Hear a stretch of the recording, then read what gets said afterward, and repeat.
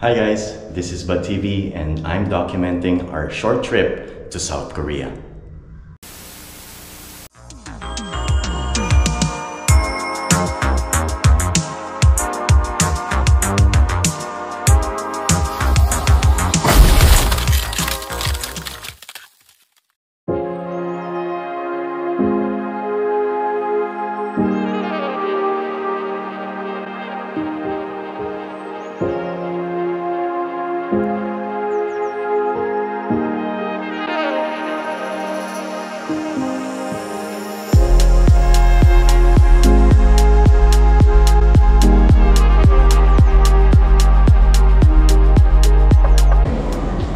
What's up peeps? This is Bud TV with another episode. Nandito tayo ngayon sa Fontaine, Villa Fontaine premiere dito sa Haneda sa Tokyo, Japan, and we're here for another video. Ngayon gusto ko lang i-document yung travel namin going to South Korea from Japan. Ngayon story time lang tayo, no? Hindi dapat kami nahandito today. Dapat nasa South Korea na kami ngayong araw na ito, but unfortunately due to bad weather conditions, our flight has been canceled and has been rebooked for today, this afternoon. So ngayon ang check-out time namin is 11 AM. So ready na kami na lumabas papunta ng airport. Pero anong oras ba yung flight natin? 4? Mga 4:10 pa. So meron pa kaming time para kumain. And then after nun kumain, diretso na kami sa airport to check in again to take our flight going to Gimpo. Gimpo yung landing namin papuntang South Korea. So we'll see kung ano yung mangyayari today. Kahapon kasi talagang it took us a while before we can get checked in. Umabot na siguro ng mga bandang 1 AM dahil sa sobrang dami ng mga passengers that was billeted to the hotel, and then yung process of getting the luggages back, it was very tiring and very stressful, but wala tayong magagawa, ganun talaga. So let's go. Kain na muna tayo today, and tingnan natin kung ano yung mga pwede natin kainan dito around the area dito sa Haneda Airport Terminal. So palabas kami ng hotel ngayon. Iniwan muna namin yung luggage namin para wala kaming dala. Kaya ang sarap po, kita mo. Wala kaming kadala-dala. Mamaya na lang namin babalikan pagkatapos namin kumain. Kasi anyway, ano pa naman tayo 4:10 PM pa naman yung flight natin. So babalikan natin siya kahit mga 2:30. Mga ganon. 2 to 2:30 para makakain muna tayo. Ito yung labas.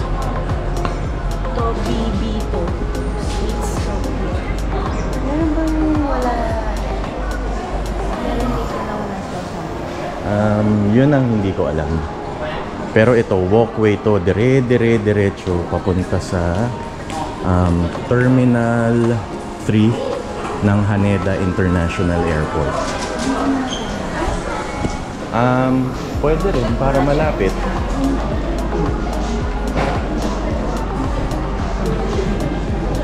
So ito, may mga kainan dito on the side. Ito, may mga nagsho-showmanship pa siguro dito. Taasan natin, ewan kung makikita nyo. Pero ayoko nang lapitan. Oo. Gumagawa. Ayun, gumagawa nga ng candy. Gumagawa nga ng candy. Ayan. So, today is ano ba ngayon? Sunday? Today is a Sunday. It is warm and hot outside. Kasi summertime dito. Medyo hassle nga lang kasi kailangan namin, ang daming domino effect yung nangyari sa amin kagabi. Since na-cancel yung flight namin, kailangan namin talaga to adjust and inform yung mga hotel tsaka yung mga reservations namin. Pinag-isipan namin na baka baka mag-extend, pero it's not worth na mag-extend. So instead of 2 to 3 days kami sa Korea, iiksi na lang siya ng 1 day, actually 1.5 day. So ganun na lang siya para makapunta lang and para hindi masayang yung binayaran namin doon. So punta muna kami, hanap muna kami ng pwedeng makainan para hindi na kami gutom. Let's go! Haneda Airport Garden is a facility complex directly connected to Haneda Airport Terminal 3 that has a 1,700-room hotel, a spa, bus terminal, and a shopping area in its facilities. In the shopping area, there are about 60 stores selling products that give a sense of Japanese tradition and culture. Sweets that are perfect as souvenirs and travel goods that make traveling convenient and comfortable. As well as 20 restaurants featuring gourmet foods from all over Japan.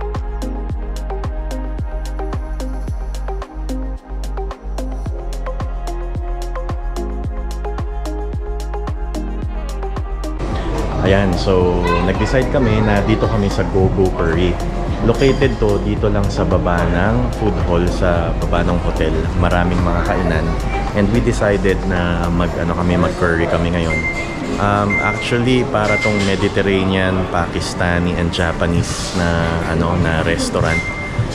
Gusto namin subukan and tingnan namin kung masarap. Nakakita ko ng chicken biryani. Tapos sila, they'll be getting katsu curry yata. Tsaka yung isang type ng curry na meron silang available dito. So samahan nyo ako. Tingnan natin kung paano tayo order. So dito tayo sa isang counter kung saan pwedeng mag-order. Tapos nahandun na rin yung menu. Pagka-order nyo doon, babayaran na rin at the same time. Tapos ipapakita na lang natin yung stub dito sa kitchen. Tapos sila na magpe-prepare ng mga items na o-orderin mo. Ito yung orderin namin, yung chicken katsu curry, which is really good. Sana masarap din sa kanila. And then ito yung orderin ko naman, yung chicken biryani. Tingnan natin kung masarap yung version nila nito. And then meron pang o-orderin na isa yung nakalimutan ko, pero ayan yung mga mostly ng mga menu na meron sila dito sa Go-Go Curry.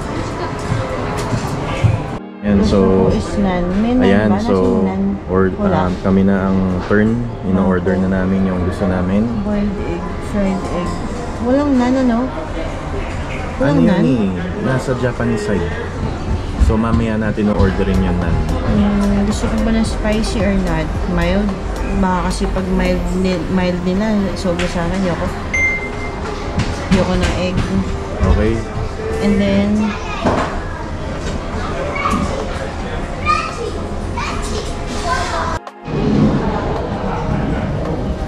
so ito, kukuha tayong water, di ba? Instead of ice lang, may kasama ng water. Teka, inano nyo binago nyo pwede ng ice and water, hindi kasi ice. Di ba? Okay. Ikaw rin ba?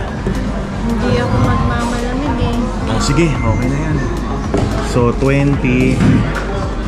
Ito na yung atin. So ito yung in-order ko, chicken biryani, tapos may naan. Nagtatago? Nagtatago yan sa ilalim. Chicken biryani, tapos mango juice, tapos mango lassi yata yung tawag dito. Hindi ko alam. Tapos meron siya kasamang sauce. Antayin muna natin yung in-order nilang dalawa para makita natin kung ano. Pero kainin na natin tong nan. Okay, kompleto na. One, meron na ako na spoon and fork. Ay, fork na yan. Wala bang saan ba kukuha?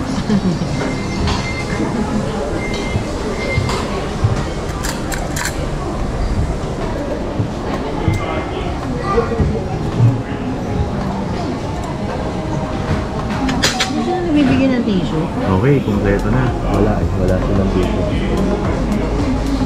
So, chicken katsu curry, pork katsu curry. Yan. Nan, tsaka chicken biryani. Tara, kain na tayo. Bumili rin ako ng mango. Tikman natin yung mango, ha? Hindi ko na-picture na mo yung Yung mango lassi is like mango yogurt mango siya. Tikman muna natin yung naan. Tapos ang gamitin nating curry na dip is yung sa katsu curry nila. Ayan, tikman natin. Masarap. Bagay yung curry dun sa naan. Isa pa. Paano ka mo crossover sa barbecue sauce yung curry? Sarap. Although, tama yung sinabi ni Christine na kumo-crossover yung curry sauce nila sa pagka-barbecue sauce. Dito kasi sa Japan, iba-iba yung version ng curry sauce nila. Level. Parang mas masarap yung sa piccolo pa rin, no? May level eh. May level. Ito yung dark. So, anyway, kainin naman natin yung chicken biryani natin.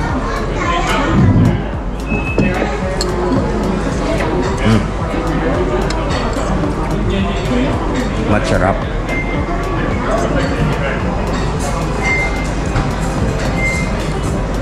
Sarap. Nasa yung chicken niya? Nasa ilalim.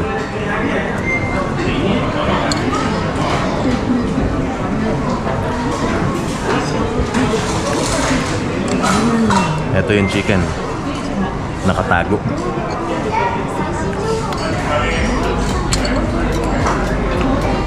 Pero warn ko lang kayo, medyo spicy siya.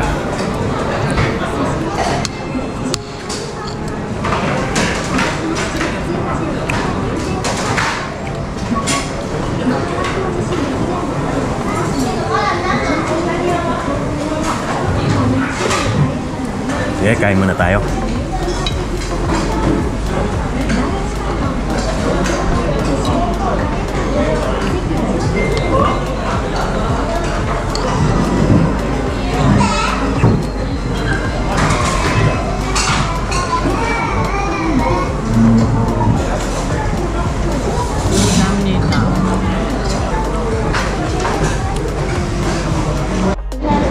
So guys, tapos na tayong kumain, hindi ko na masyadong kinain yung yung chicken biryani ko kasi honest, alam nyo naman na we do honest reviews here, right? When it comes to food,